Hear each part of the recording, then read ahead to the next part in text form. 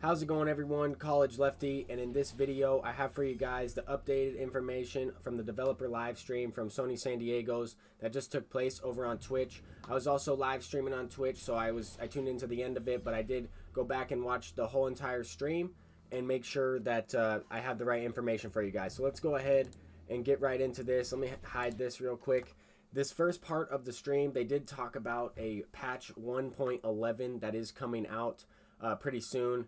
They talked about the content that was updated into the game tomorrow, and they talked about some new cards that are going to be rewards, but they did talk a lot about the patch, and I wanted to break down some of those patch notes real quick in this video. The first thing they talked about is the catcher's throwing meter will be fixed. There was a slight I guess problem with the timing, and if you didn't time it completely correct, then you wouldn't get the throwing meter, so that is going to be fixed with button accuracy.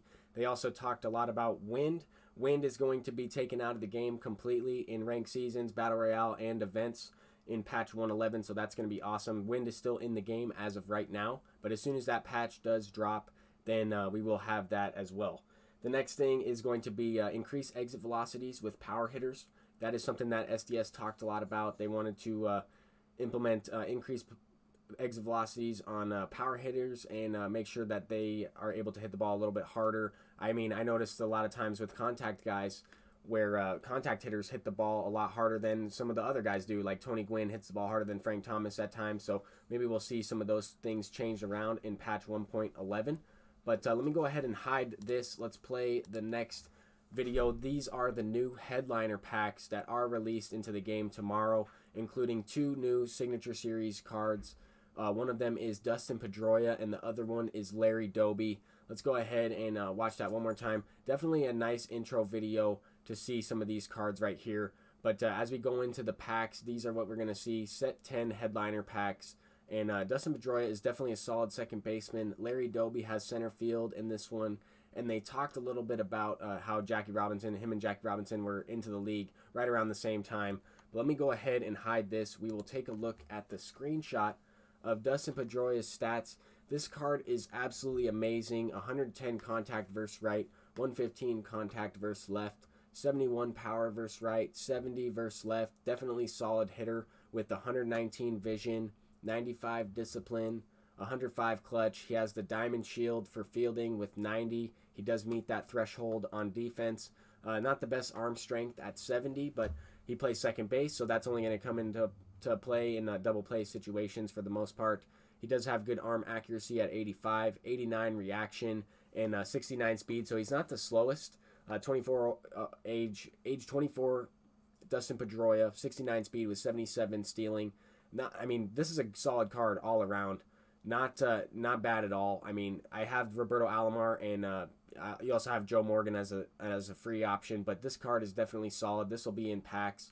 98 overall signature series cards. I think they're going to be implementing more of these high-end signature series cards into the game. The next card we do see is that Larry Doby. He has gold fielding in 80, fielding in center field. He probably will have silver fielding at the corner positions in the outfield. But he's definitely a hitter. 113 contact versus right, 94 contact versus left, 104 power versus right, and 86 power versus left with 103 vision, 125 discipline, and 100 clutch. That's really good with guys in scoring position, especially facing signature series pitchers or elite bullpen guys.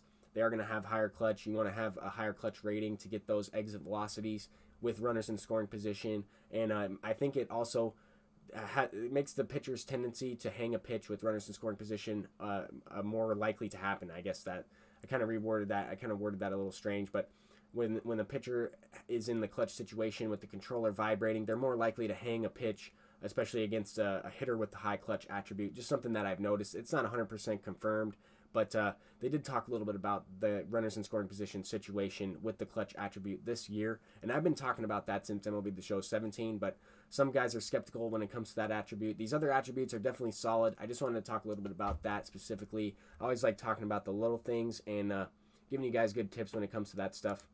But this, the third inning program, they talked a little bit about this, and I think you still have about 2 weeks remaining to get this done.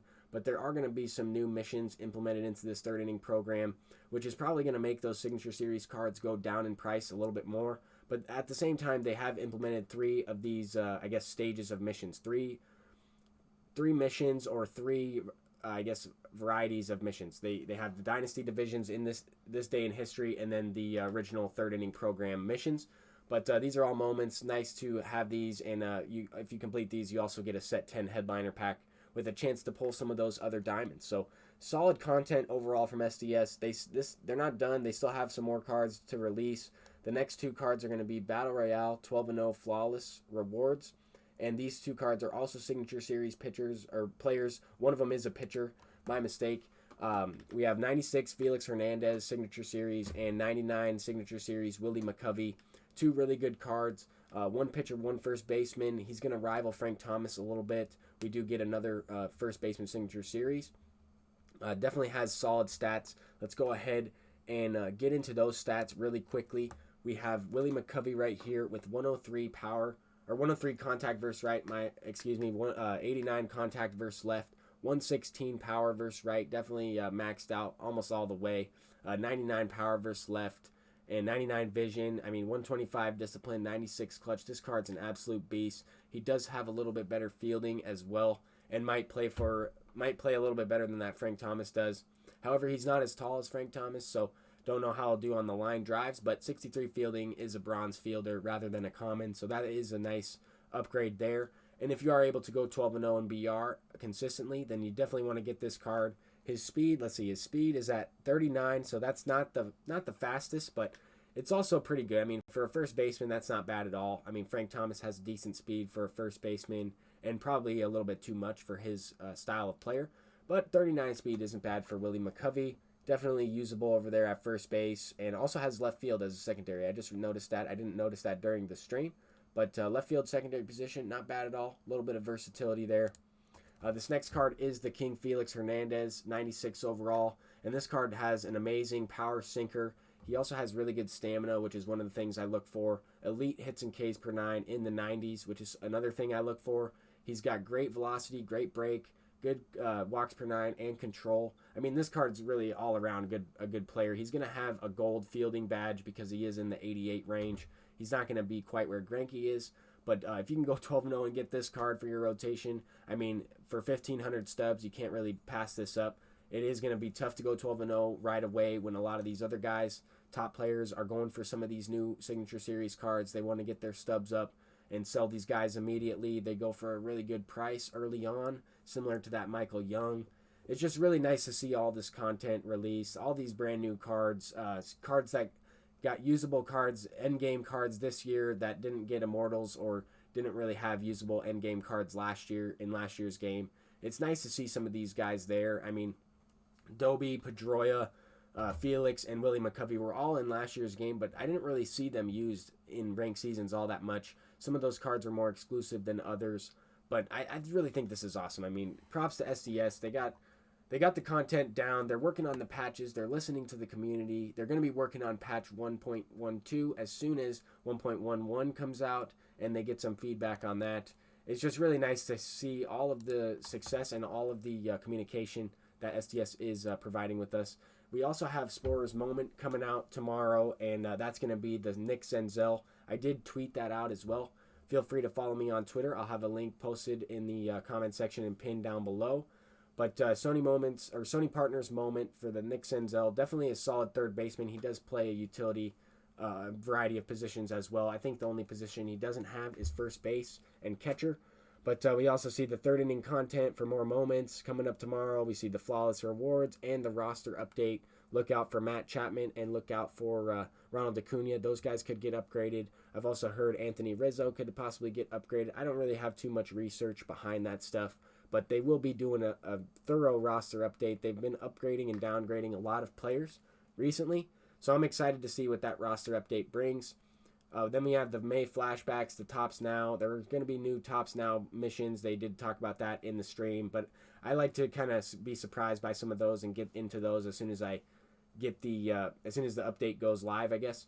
But the fourth inning program is coming, I guess, in 2 weeks exactly. So 2 weeks from tomorrow, my bad, I just knocked something over. But 2 weeks from tomorrow, fourth inning program is coming out with the fourth inning bosses, and I expect some really good cards in that as well. I'm excited to see what that brings. And I'll be excited to start grinding that out, the brand new conquests and all that stuff. I don't know if I'm going to do the voucher because I will have a debut video with Justin Verlander. I did recently pick that card up, but I struggled with him in his debut a little bit during the live stream today. But anyway, I don't know if I'll lock those cards in. I might want to sell one of them or a couple of them later on as some of these other cards come out. But solid content overall. That's going to do it for this video, guys. Thank you guys so much for watching. If you were in the SDS stream and also a part of my stream today, thank you so much.